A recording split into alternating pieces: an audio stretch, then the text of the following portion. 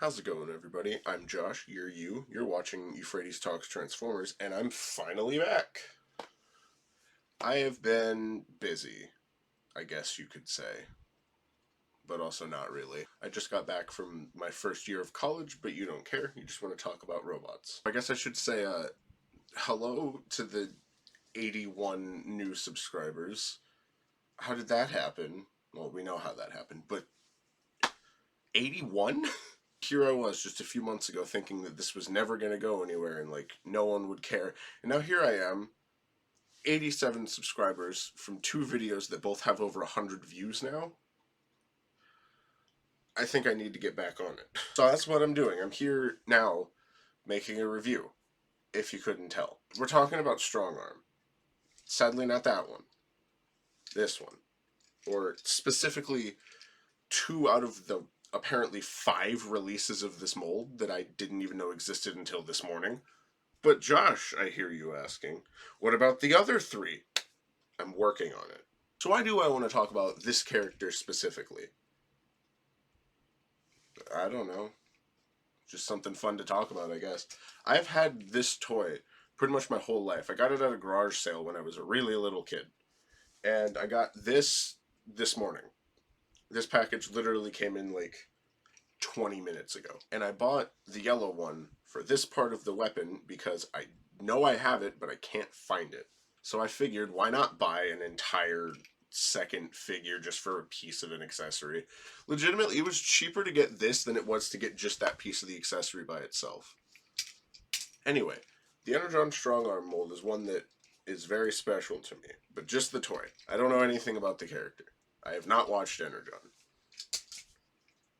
I've just had this for a very long time, and I want to talk about it. So in terms of posability, not much going on here. He's got like shoulder ball joints that are way too stiff and they move weird.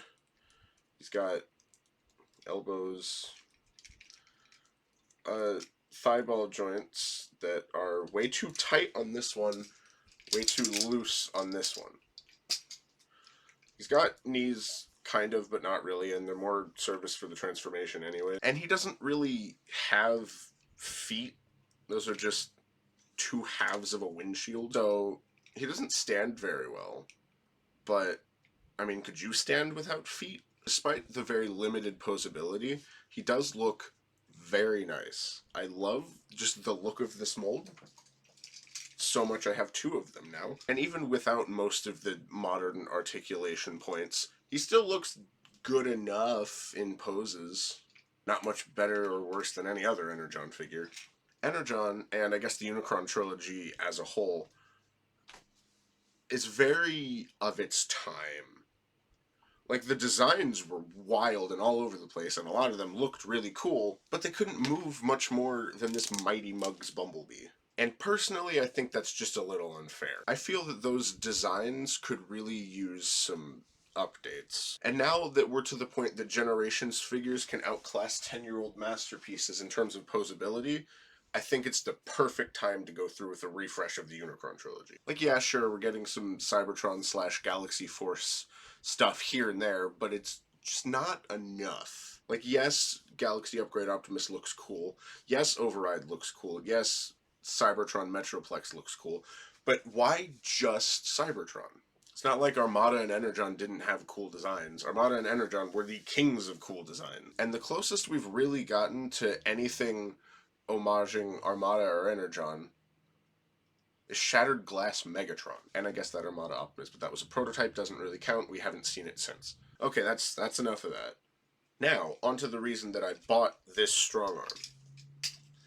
As I mentioned earlier, it was for the accessory. Now, these two came with the same accessory, which is a battle axe composed of this gun with a hook on it and this spare tire that splits in half. And somehow out of the two, this part is the easier one to lose, as you can tell by the sheer amount of Strongarms on eBay that don't have it.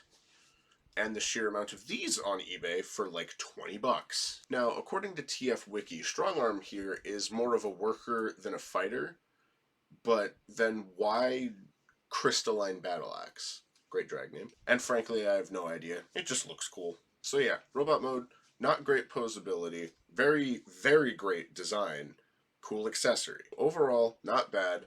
Honestly, pretty good for like a deluxe size Energon toy. On to vehicle mode. And here we have two Energon Strongarms in vehicle mode.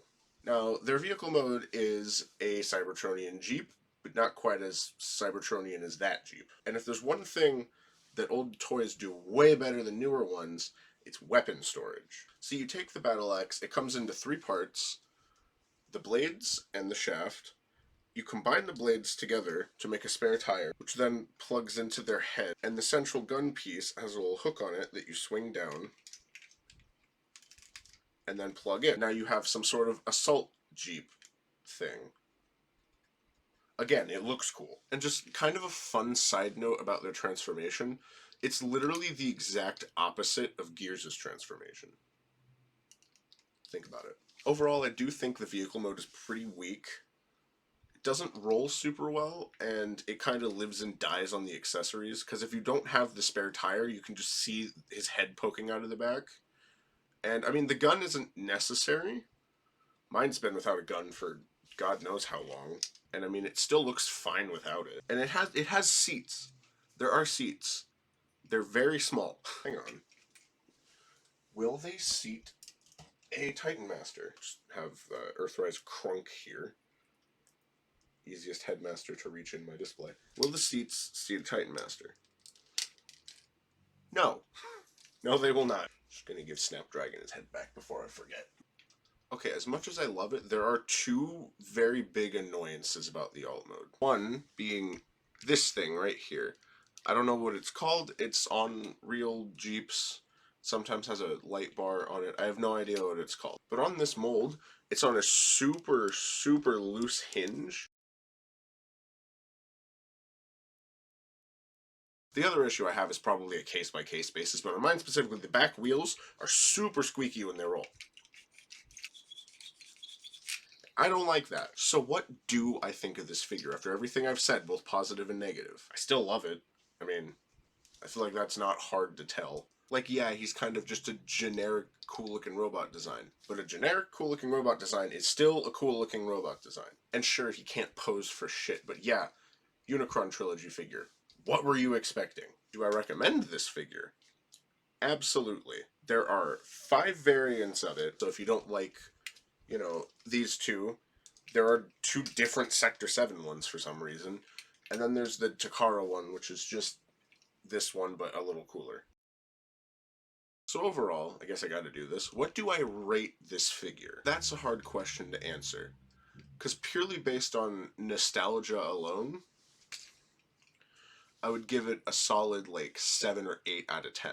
But based on the actual figure itself, I feel like it's more somewhere in the 5-6 range because of the posability, specifically. Especially those wonky arms that are way too far back. I think I'm going to try to average myself here.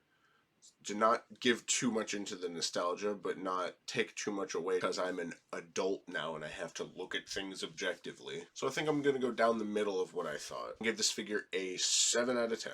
That's been my review of Energon Strongarm and Energon Strongarm. And yes, that is actually what this figure is called. I know this one's kind of a train wreck, but I'm just trying to get back into the groove, and I just wanted to talk about a figure that I enjoy. And I had a good time, so I hope you had a good time.